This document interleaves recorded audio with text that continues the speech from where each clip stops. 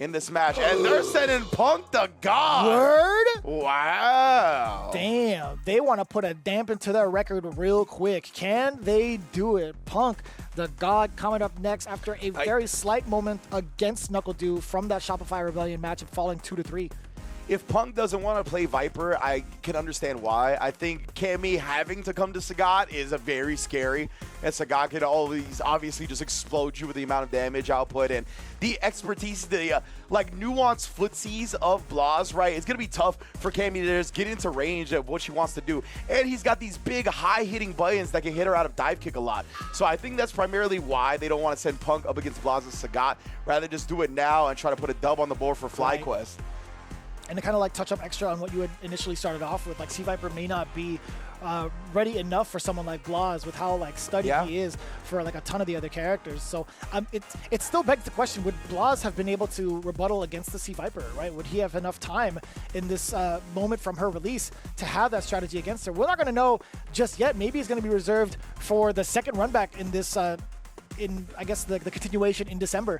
But setting up Punk, either way, not a bad look. I do like this a lot coming in. He has plenty of experience against DJs. In fact, he played off against one of the main DJs, obviously NuckleDu, in previous seasons. So I think that's going to be something well in the back of his mind. But we'll see. Brian Yaba's given so many different looks with this character. Oh, man. We might see a different equation, different outlook. Yeah, Brian's had like this aggression on this DJ that we haven't seen a lot from a lot of people. And already taking those plus frames and establishing the throw early. And it's a calculated aggression, right? He doesn't just like go balls to the wall, just throw it out, try rushes or anything like that. He really picks his spots well. Nice challenge on the feint air slasher though from Punk. Trying to play the physical game as well. You see Brian Yob really trying to tantalize like Punk in a position where he throws out light kicks right in front of his face to see if he'll react accordingly. Uh-oh! That was unfortunate for Punk right there. And Brian's going to get his first significant hit of the match, which leads to corner as well. Sobot just out of range. Punk tried to shimmy him, honestly. Dude, that's rather difficult to react to. The crouching medium punch being so swift from the side of DJ. But he threw two of them in a row. Dive kick not going to help out Punk just yet. Brian does get whiff punish off of the medium kick, and it's a sweep. OD jackknife, really trying to send out a message rather early. The aggression continues on from Brian. Waits for the own reversal that time. Punk didn't give it to him. Sweep, blocked, and punished outright. Brian just needs one more pixel. That's why he tries to force the DI. Great parry. Oh my, but the neutral shimmy from Brian. Walking in, walking out, two-stepping on him. Two-step for two game, I get it. You know, Brian trying to initiate with the sunset heel. You actually saw Punk interrupt that outright. The double back roundhouse, we could do like the upper. Help me out, yes sir. A little bit. Brian though, he's been so on point with these anti-airs, and against Cammy, that is an impressive thing to do. Beats him to the button that time. Double jackknife over back roundhouse with the feint as well. Still on the same side? How?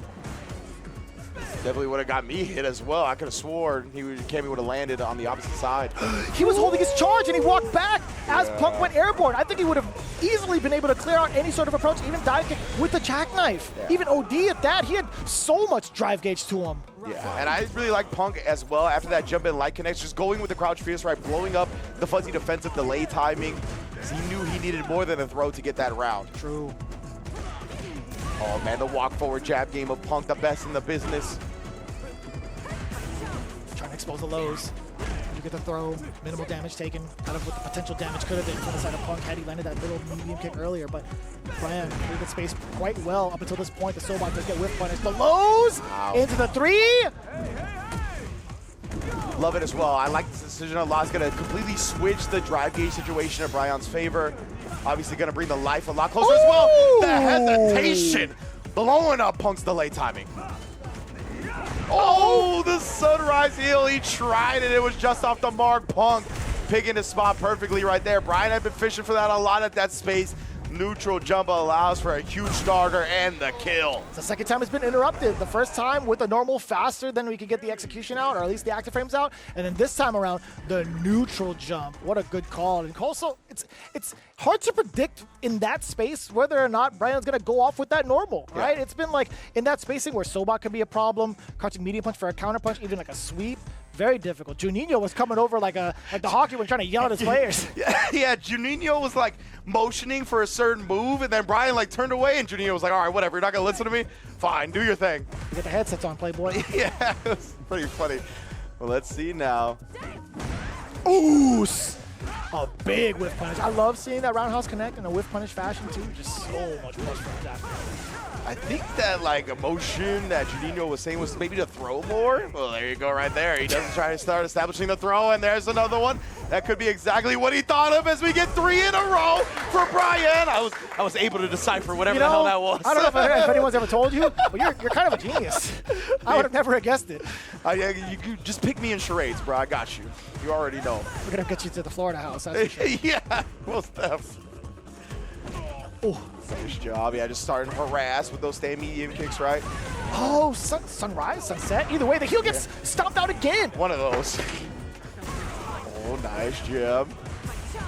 I'll say sunrise because it comes from down below first. Yeah, I think because it's sunset wheel for Laura's thing, and I think sunrise heel for him. But either way, we get the burnout on that punish. He baits out the super as well.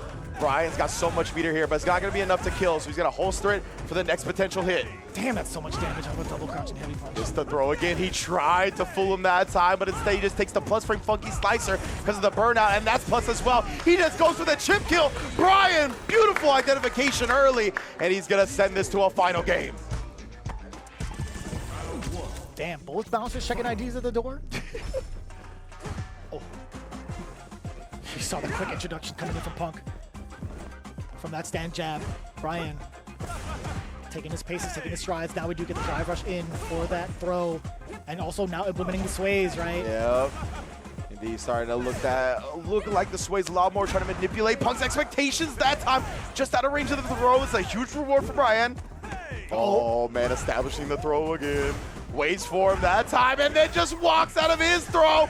Brian Yob on a set point for 2G. That was near perfect, by the way. The damage to the mental has been implemented based off of the coaching from Juninho Ross. Again! The sun sets for Dee Jay instead. Shut that down. Punk's a night owl after all.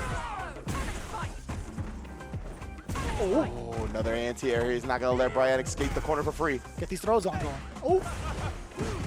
Dash forward, but yeah, the screen freeze kind of allowed Punk to see that he was in the middle of the dash while he did the drive rush. Checks that one.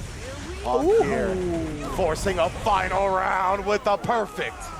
Real spicy. I like that. Punk, again, with a lot of that control, backing away as soon as his turn is over. And I like that he gets that uppercut because he is allowed to enforce that dash and into that pressure even more so. But now knocking on the door a little bit. Does catch the punish counter sweep. Very trademark of him. We get the forward throw now. Brian, both actually just staring into each other just temporarily. Uh-oh!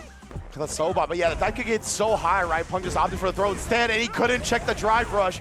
Brian now maybe turning up the tempo a little bit, again establishing the throw early. We're gonna do it again, yes indeed. Oh my goodness, bro, we know. Oh, he actually hit him out of the dive kick. You are kidding me, Brian. What a read in that scenario.